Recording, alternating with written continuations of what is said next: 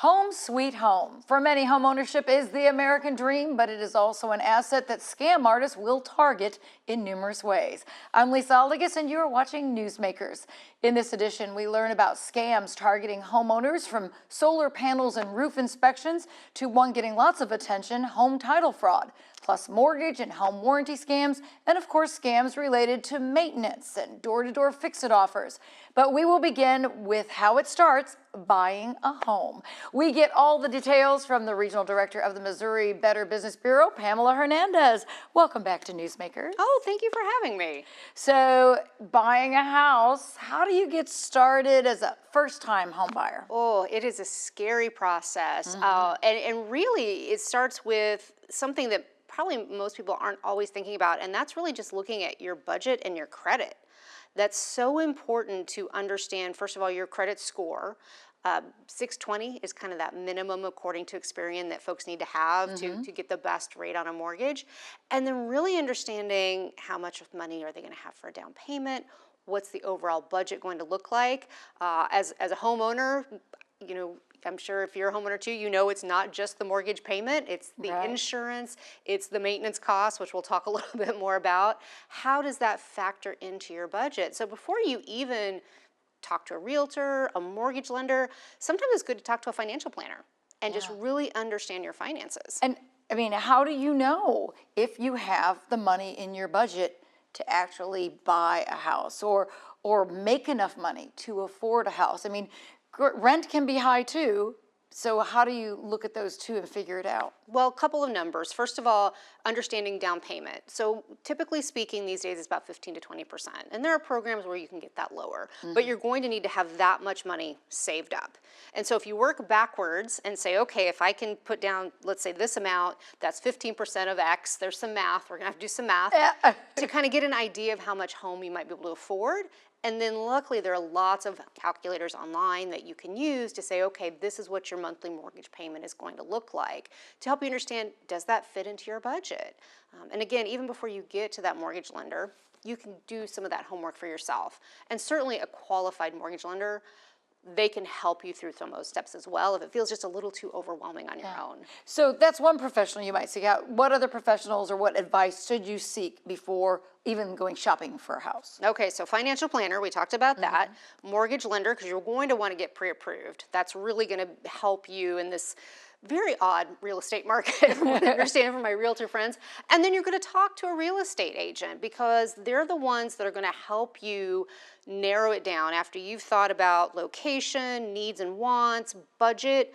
Then that real estate agent is going to come in and help you get to those specific homes, narrow that decision down for you, and then guide you through the process. You want to get a good agent though. So what are some good questions to ask a real estate agent before you choose one? Because we know those people, they are trying to make a sale. They get a percentage. How do you know what's a fair percentage? I mean, what are some things you need to know about real estate agents? Well, first of all, ask them, are they experienced in the area, the type of home that you're looking for? You want somebody that understands your wants and needs and what you're looking for in that specific area. And then ask them how many transactions they've done in the last year, along with how long they've been doing this overall. There have been a lot of changes in the real estate industry, even just in the last couple of years. So you want someone with some experience. Okay. With a car, you can get a lemon. There's a movie about a house called The Money Pit. What are things you should question before buying, and are there any reveals or things guaranteed under the law that you need to know? Well, this is where the next professional comes into play, and that's hiring someone to do a home inspection. So you can work with your real estate agent. They often have folks that they work with. You can do research on your own to find someone. Certainly BBB.org is a great place to go, or use a combination of both, because you want someone who is experienced. You want someone that is experienced in working with the kind of home that you're looking to purchase, you know, older home versus new construction. And you also want someone who has your best interests at heart. So if they're recommended by your real estate agent, just do a little extra checking just to make sure that, again, they're going to be looking out for you, because this is one of the biggest purchases you're ever going to make. Do some work independently? And is there a good time to ask for that inspection? Because you don't want to do one on like 5 different houses. That's going to cost you a lot, right? Absolutely. So yes, you can independently, find someone. There are so many home inspectors out there. So, do your homework. Maybe you have a friend or family member that recently bought or sold a home and they can recommend someone that worked well with them.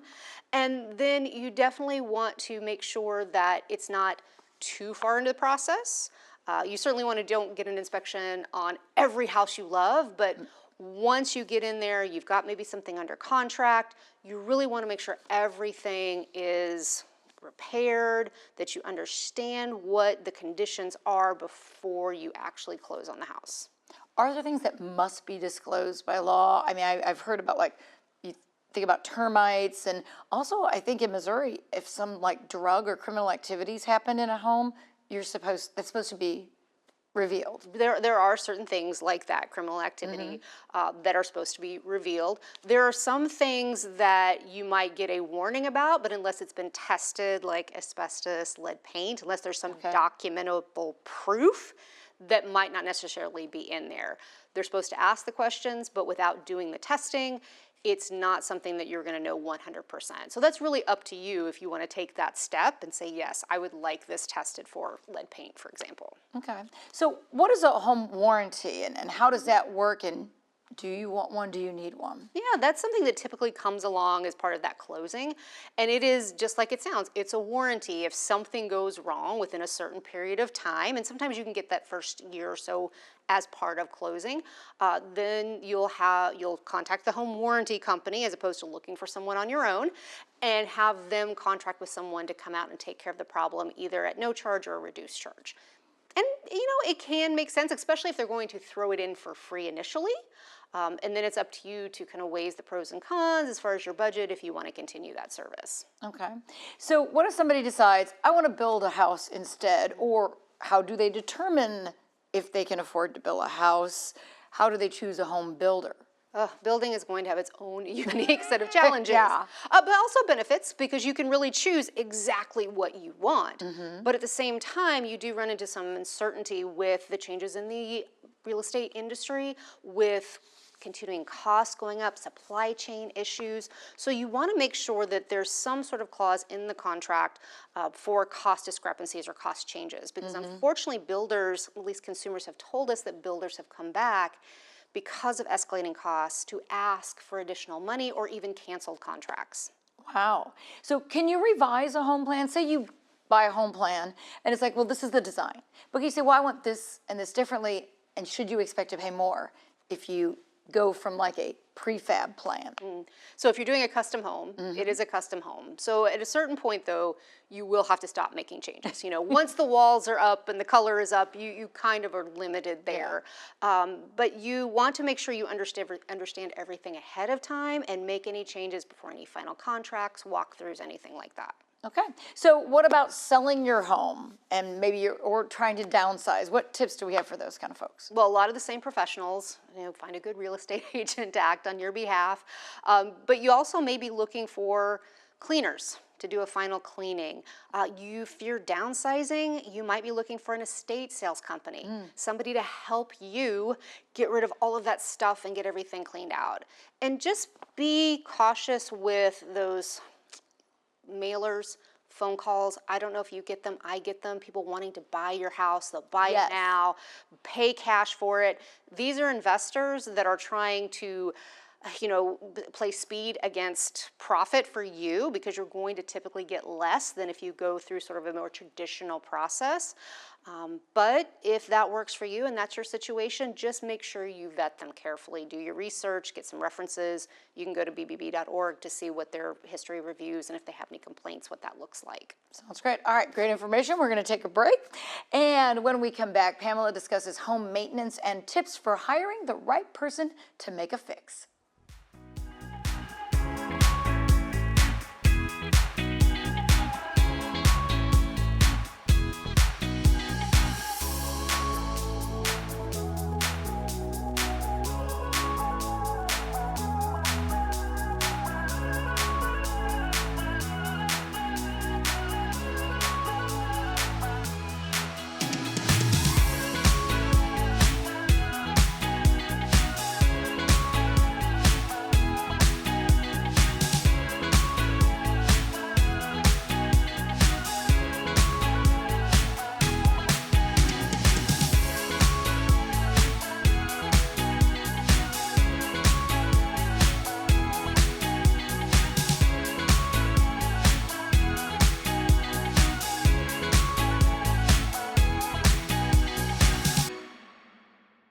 When you have a home, there are bound to be things that break or times when storms do damage. The need for a fix can open the door to people who are out to scam you. Pamela Hernandez with the Better Business Bureau has tips to prevent that from happening. So, Pamela, how do you decide if you can DIY home maintenance or need to hire a professional? Where do you start? Oh, that's a hard one, and I'll use a personal example. Okay. My house is over 100 years old. Oh, wow. And recently trying to make a determination about pulling up carpet and redoing those hardwoods. Now, technology is a great thing because AI tools can now allow you and I to be like a project manager. And I sat down with my favorite tool and said, I need you to think like a contractor or someone who does this or that. Compare if I redo them myself, if I hire someone, or if I start over. And it made this wonderful comparison of cost, time, tools, everything I need. And so that's a way to sort of condense the process, because you do need to think about, do I have the skills and expertise? Do I have the equipment? Do I have the time? So for example, if I were going to redo the hardwoods, this would be a, I don't know, month, 2-month project. Whereas the professional that I've ultimately decided to go with, it's about 5 days. That means everything to me. So it's really weighing those factors. We did have it done, and we had to move out of the house to get it done. And if we were doing it ourselves, just the moving alone was a lot of work. So that would be one. I mean, there are hired professionals who really know what they're doing better than I do, for sure. How do you verify, though, if someone is a legitimate contractor when you're trying to hire somebody? Because there are people who work in their own little businesses, and not some gigantic company, and they may be a better price, but how do you know, okay, they're legit? Well, you've got to do your research. So ask a lot of questions, and you can start with referrals. Referrals from friends, family members that have had work done, they can vouch for that work. That's a great place to start. And then BBB.org is another great place to go, because you can put in the name of the company, see if they have a profile, see what their rating is, if there have been any complaints, how they handle those complaints. And then check licensing, insurance. Anybody who works on your house. Is bonding important? Depends on what it is. Okay. So yes, that can be part of the insurance or licensing process. So that's going to vary depending on your project. So you contract with someone, what details should you include in that home service contract? I mean, are there prices, deadlines, what else should you put in there? Yes, all of the above. So contact information, what is the time frame for the project? What is the payment schedule? For bigger projects, you certainly don't want to pay everything up front. Spread that out a little to start, maybe about halfway through, and then another third at the end. But also a termination clause. So if the project is not going as promised, as planned, can you terminate it? What does that look like? And a dispute resolution clause. So that way, if you do run into a disagreement, what's that process for getting past that disagreement and getting the work done? So those are very important things to include in there as well. You kind of mentioned staggering payments. What advice do you have on the money end? Because some will ask for a deposit or a payment. Is that okay, and what percentage is safe before you feel like, oh, I've lost so much? Absolutely. So a smaller job, they may be perfectly fine to wait to do that payment once it's done. Another personal example, taking down a tree. It took a day, they came in, they do their job, great, here's your check. For something bigger, let's just say those hardwood floors, if it's going to take some time, they may need some money up front for materials, so maybe about a third down. Once you get through the process, maybe about halfway, another third. Wait for that last third till everything is done to your satisfaction. Okay. After the Joplin tornado, there were many people coming door to door with fix-it offers. Some might say they're an independent handyman. So how can you tell if those kind of folks are legit and if it's safe? Because a lot of times, hey, we're here, we're, right now. How do they show up on your door, first of all? Do they have any kind of identification? It could be as simple as a business card. Is it a plain vehicle? Is it a marked vehicle? Look for those simple signs. And then, do they have a peddler's license or solicitor's license? So, for example, I believe in Joplin, Carthage, Webb City, all those communities require a license if you're going to go door to door. So that's going to be the next thing you're going to ask for, because if they're a legitimate business, they're out doing business, they've gone to the officials and they've gotten that proper documentation. Okay. Are there seasonal scams that deal with home maintenance? Like certain times of year, get ready, here they come. We're rolling into fall, so we're probably going to see some gutter work. Okay. Oh, I see your gutters are bad. I see you've got a problem. I can fix that for you. No problem. I'm in the neighborhood. Something we've seen typically around spring and fall on Scam Tracker are ductwork scams. Now, these show up in Facebook groups for neighborhoods. Someone will make a post, they're starting a business, we'll come do a cleaning of your ductwork if I can get so many. And really, these folks, they may show up. No one's been able to determine if they actually do any cleaning, but they'll charge a higher price. They'll take your money and probably did nothing at all. So that's another one as we get into cooler temperatures we're probably going to see. And some may show up, but how do you know, what do you do if you feel like you were overcharged? Like, wait a minute, this seems like it was way too high for what they ended up doing. So if it's a business and you just disagree, I was promised X and I got Y, you can go to bbb.org and file a complaint. We're going to try to work to resolve that dispute for you. And a legitimate company will typically work through us to help make that right. We're that mediator for you. If it's a scam, if you feel that's more where it happened, you can certainly make a report to Scam Tracker, but also notifying local law enforcement and getting them involved as well. How often is it a problem where they might start a job and then not complete it? I mean, every once in a while you'll see these people like, they dug up my driveway and didn't finish. You know, unfortunately, when it comes to complaints and scams, we do hear that from consumers a lot when there's an issue. It didn't get completed. They didn't do the cleanup. They got started and then they just left. We do unfortunately hear that a lot. That's why Do they leave because you've paid too much? They're taking what they can get and going? They're taking what they can get and go. And so that's why it's so important not to pay everything up front. Okay, great information. We're going to take a break. And when we come back, the latest scams targeting homeowners, including one where they can take ownership of your home without you even being aware.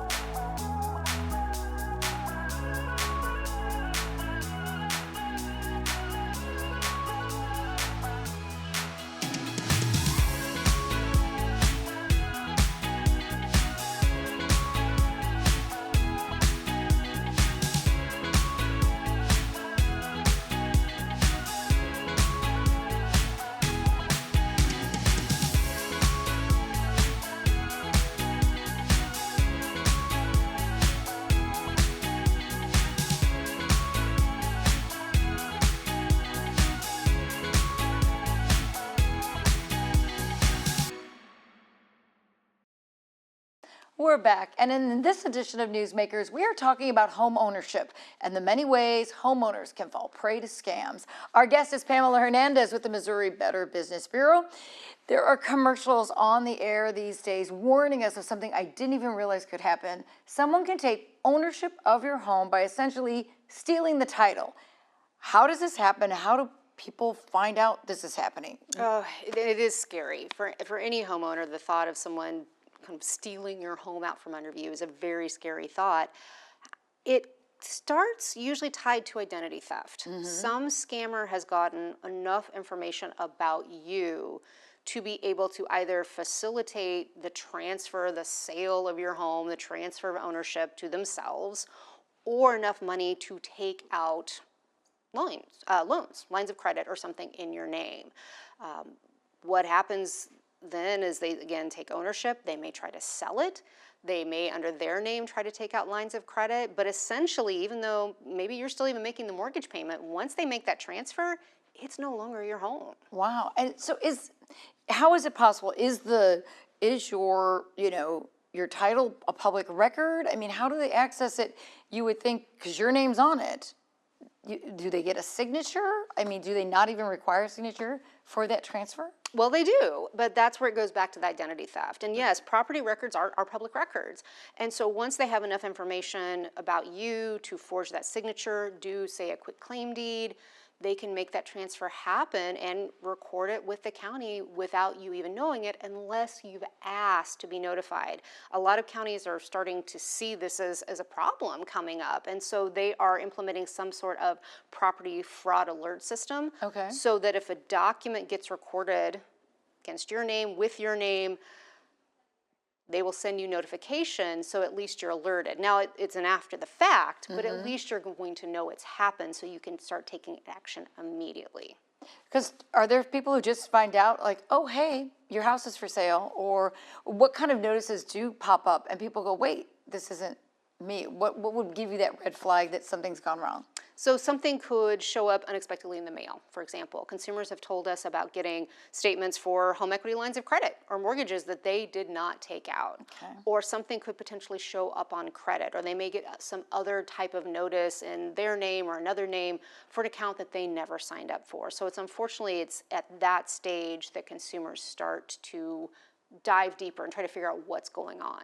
So is there a way to prevent this, or at least be on top of it? How, prevent them getting or using this information? It's not entirely preventable. Unfortunately, Right. nothing in our world is entirely preventable. So first of all, just start with being very careful with your identity and your personal information. I mean, that's really where it starts for any scam. You want to protect your information, what you share online, as much as possible. Putting some sort of credit, monitoring your credit and a credit freeze are another great preventative step that you can do to prevent someone from taking out credit in your name, impersonating you. And then signing up for one of these property fraud alert systems with the county.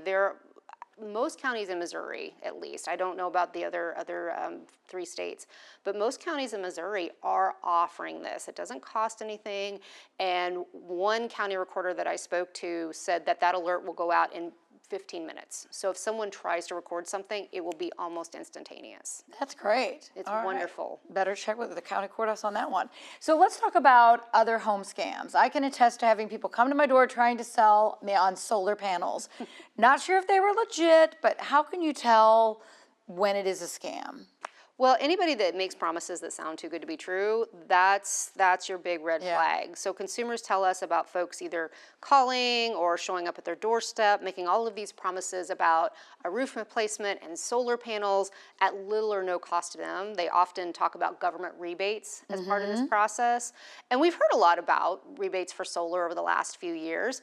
So consumers think it sounds like a good idea, and that's why it's so important to do your research. Look up that company. If you do decide that you want to put solar panels on your house, just like any other improvement, get 3 estimates. Once you see those estimates side by side, you'll be able to tell who's legitimate and who's not, what kind of promises they're making. Do those promises add up? Okay. And you mentioned roofs. What is the scam behind a free roof inspection? It seems innocent enough. It does, and many legitimate roofers, they will come out and do a free estimate. It's that person that shows up unsolicited. Maybe they don't have any identification. They don't have anything that kind of indicates that they're a roofer. They're in the area. They just happen to notice. One consumer told us about his father getting involved in something like this, and the roofer had sort of a fake torn shingle in his hand. Didn't even match those shingles on the roof. But, Dad was older and seemed like it sounded like a good idea. Didn't maybe ask all the right questions. So really just making sure you're vetting that person. Are they a real roofing company in your area? And any legitimate roofing company is not going to have a problem with you verifying who they are and getting other estimates in the process. This is what you should always do, is get those multiple estimates. Okay. So another is apparently asphalt paving as a scam. What is that? It's kind of the same thing. Somebody shows up, maybe you haven't repaved your driveway in a while, and they just happen to have extra because they're doing work in the area, and they offer you a great price. Usually they want cash because it's such a great deal. They may do the work, they may not. Consumers have told us that they say, oh, we got to go get my other crew, we'll be right back. And then they never come, or they do the work and it just crumbles. So anybody who shows up out of the blue with that too good to be true price, that's a good sign you're about to get involved in a scam. What's their benefit if they start the work and actually put maybe gravel down? I mean, is it because they've gotten some kind of payment and then leave it halfway? Yep, they're getting money. They're getting the money as quick as they can. They've used very low quality, if any, materials. They're just getting whatever cash they can get their hands on. And then you're then forced to fix, they've created a problem in a sense. Exactly. Okay. So when we started the show, we talked about mortgages when buying a home. Some have turned those into a scam. So what does this mortgage scam look like? Well, so sometimes you can get things in the mail that look like they're tied to your mortgage. So we hear from consumers that they get letters that look like they're associated with their mortgage company or a former mortgage company that has to do with a home warranty. And they get concerned. What happened to my home warranty? What is going on? It sounds very serious. It's an alert. Only if you look at the very bottom in fine print, it will say not actually affiliated with your mortgage company. You may not even be a consumer. It's just another phishing attempt to try to get you to call and sign up for something that you didn't have and you really don't need. And are they sometimes sending something, it's time for you to renew, when it really isn't? Time for you to renew. Don't miss out on this price. If you don't renew or if you don't sign up, consumers have even told us about getting things that look like a check to get a rebate on a premium. Anything that will get you to act from an emotional place, sort of a place of worry or fear, without really thinking and looking deeper into the details. All right, we always like to review what happens if you have fallen victim to a scam. So what are the things you do? Okay, I've become a victim. You have something on your website that can help folks. So if you go to bbb.org/scam tracker, we have the Scam Survival Toolkit. And it's going to ask a few basic questions, nothing personal, no account information, no personal identifying information, but what you were involved in, what information did you lose? Did you lose passwords? Did you lose money? Did you use bank account information? And then we'll create a checklist for you, including how do you contact credit reporting agencies, templates you might need to send to other agencies, just the step-by-step thing you need to do to prevent further damage and move forward. Okay, and rebuilding, your credit can be then disrupted. And so you mentioned a credit like a freeze. Is that something that is permanent? Talk about how that works if you do want to freeze your accounts. Oh, credit freezes are great because they prevent anyone at all from taking out credit in your name. So it's very easy to do. You do have to do with each of the 3 major credit bureaus, so Experian, Equifax, and TransUnion, but you can do them online and it takes minutes. And if you do need to apply for credit, it's also very easy to unfreeze it for a small period of time so that you can apply for that credit. But it prevents anyone from taking out credit in your name. So that's kind of a preventative measure, and you can do this at any time and it stays? Anytime it stays and it doesn't cost you anything. What great advice. All right, well, Pamela Hernandez, thank you once again for sharing so much information with us. bbb.org. bbb.org. All right, thank you so much. Thank you. That wraps up this edition of Newsmakers. Check in with the BBB before making any big decisions. Thanks to our guest, Pamela Hernandez, and thank you for watching Newsmakers.